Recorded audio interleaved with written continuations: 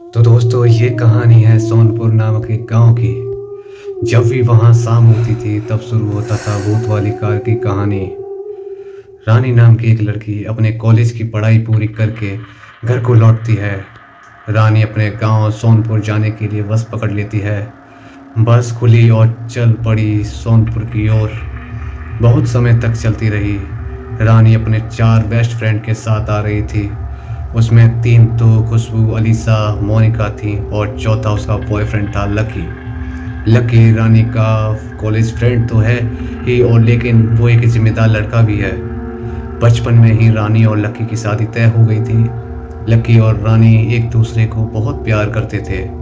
सभी बस में गपशप करते हुए जा ही रहे थे कि अचानक से एक जोरदार आवाज के साथ धमाके हुई। सभी डर गए, ये क्या था? तभी बस रुक जाती है और बस का कंडक्टर बोलता है कि जल्दी जल्दी उतरो सभी। बस की टायर आवाज की है, लगता है बदलना होगा टायर। बस में बैठे सारे यात्री उतर जाते हैं। बस का कंडक्टर बोलता है ये इलाका सही नहीं है, आप सभी यात्री एक तरफ खड़े रहिए, कोई भी इधर उधर नहीं जाएगा। सभी एक तरफ साइड हो जाते हैं। कंडक्टर भी अपना काम करने में लग जाते हैं। तभी रानी की सहेली बोलती है क्यों ना थोड़ा आसपास की सैर कर ली जाए। कॉलेज में तो घूमने का मौका नहीं मिलता था, लेकिन अब तो हम सभी आज़ाद हैं, चलो घूमते हैं। तो ये 5 यात्री बस कंडक्टर को बोलकर निकल पड़ते हैं, और कंडक्टर साहब के लाख समझाने के बावजूद वे सभी नहीं मानते हैं। और रानी बोलती है यहाँ तो मेरा घर ही है, क्यों डरूँ। हाँ, फिर रानी, खुशबू, अलीसा, मोनिका और लकी निकल पड़ते हैं। उन लोगों को जंगल में घूमने का शायद ज़्यादा ही शौक था, क्योंकि सभी पूरी तैयारी के साथ आए थे। कुछ के बैग में किताब के बदले रस्सी, टॉर्च, चाकू और फ्री हथियार, जिसे जंगलों में जानवरों के हमले से खुद को बचाया जा सके।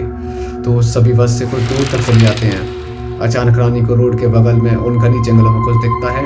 वो उसका पीछा करते करते अपने दोस्त के समूह से अलग हो जाती है। लकी रानी को खोजते खोजते वो भी अलग हो जाता है। अब खुशबू, अलीसा और मोनिका बसती हैं। ये तीनों डर जाते हैं। खुशबू को लगता है कि लकी और रानी बस में होंगी, तो तीनों ही बस की ओर बढ़ते हैं। लेकिन तब तक बहुत देर हो चुकी थी। बस तो कब का चली गई थी और ये तीनों रास्ता भी भटक गए थे। अलीसा अपने हाथ घड़ी में समय देखती है तो ठीक 12 बज चुके थे। अलीसा डर गई। तीनों डर से बीच रोड पर आकर हेल्प हेल्प करके चिल्ला रहे थे। तभी कार आती है। तीनों उसमें बैठ जाते हैं और बोलती है सोनपुर छोड़ दीजिए, हम सभी रास्ता भटक गए हैं और बस छूट गई है। तो उधर से कोई जवाब नहीं आता है। कार को चुपचाप आगे बढ़ाने लगती है। उस कार को एक लड़की चला रही थी। अलीसा पूछती है दीदी, ये बस कंडक्टर बता रहा था गांव बहुत ही खतरनाक है, लेकिन हमें तो कुछ ऐसा नहीं दिखा। फिर भी उधर से कोई जवाब नहीं आता है। अब तीनों को डर लगने लगता है। फिर तीनों एक साथ बोलते हैं कुछ तो बोलो दीदी। बस वो लड़की अपना सिर सीधे पीछे मोड़ देती है। कार आगे चला रही होती है और चेहरा इन तीनों की तरफ हुआ देख तीनों डर के मारे चिल्लाने लगते हैं बचाओ बचाओ। और वो लड़की गायब हो जाती है और कार जाकर पेड़ से टकरा जाती है और तीनों की मौत हो जाती है। इधर लकी के बहुत खोजने के बाद उसे रानी मिलती है। लकी और रानी तो मिल जाते हैं, लेकिन अब वो अपने दोस्तों को खोजते खोजते वहीं उस पेड़ के पास पहुंचते हैं। वहां कोई कार नहीं होता है, सिर्फ तीनों की लाश पड़ी होती है। यह देख लकी और रानी बहुत रोते हैं। सभी एक दूसरे को इसका जिम्मेदार मान रहे थे। रानी बोलती कि ये सब मेरी वजह से हुआ है, मैं अगर साथ होती तो ये सब नहीं होता। लकी खुद को दोषी ठहरा रहा था कि अगर मैं इन सब को नहीं छोड़ता तो शायद ये सब नहीं होता। दोनों बस रोए जा रहे थे। तभी लकी बोलता है लेकिन इन सब को मारा किसने है? रानी बोलती है हो ना हो ये उस भूत वाली कार का काम है। वो शाम होने के बाद जैसे ही लोगों को जान ले लेती है। लकी को विश्वास नहीं होता। फिर रानी बोलती है पास में ही एक बाबा रहते हैं, शायद वहां से कुछ पता चल सके। लकी बोलता है ठीक है चलो। तभी रानी बोलती है कि एक दिक्कत है, वो हमारे गांव के सबसे अंतिम मंदिर में रहते हैं, उसके लिए हमें किसी कार या बस की सहायता लेनी होगी।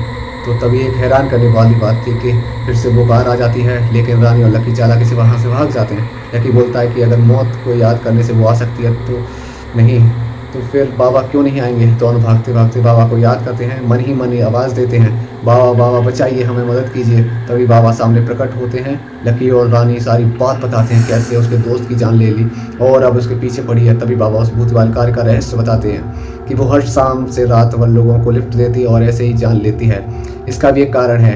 एक दिन वो भी मुसीबत में किसी से लिफ्ट मांगी थी, लेकिन जिसने लिफ्ट दी उस कार का एक्सीडेंट हो गया था और तब से उसकी आत्मा उस कार में कैद है। अगर उससे छुटकारा पाना है तो उससे मुक्ति दिलानी होगी। फिर बाबा कुछ मंत्र का जाप करते हुए कुछ राख दिए और बोले तुम दोनों उस कार में बैठना और उसके चेहरे पर ये राख छीट देना। वो तुम्हारा कुछ नहीं कर पाएगी। फिर तुम दोनों कैसे भी कर उस कार को जला देना और कार के जलते ही उसे मुक्ति मिल जाएगी। रानी और लक्की दोनों ने ठीक ऐसा ही किया जैसा कि बाबा ने बताया था। वो दोनों कार में बैठते हैं और पूछते हैं आप किधर जा रहे हैं। तब कोई जवाब नहीं आता है। फिर रानी पूछती है सोनपुर का अंतिम छोर कब आएगा। तभी वो पहले जैसा मूर्ति है और बस दोनों बाबा की जो फूसी उसके चेहरे पर मार देते हैं। जैसे ही वो मंत्र से जब वाली राख पड़ती है उसके चेहरे पे वो वहीं कैद हो जाती है। कार भी रुक जाती है। दोनों मिलकर कार के तेल की टंकी में आग लगाकर भाग जाते हैं और कार के साथ वो भी चल जाती है और इस तरह उसे मुक्ति मिल जाती है।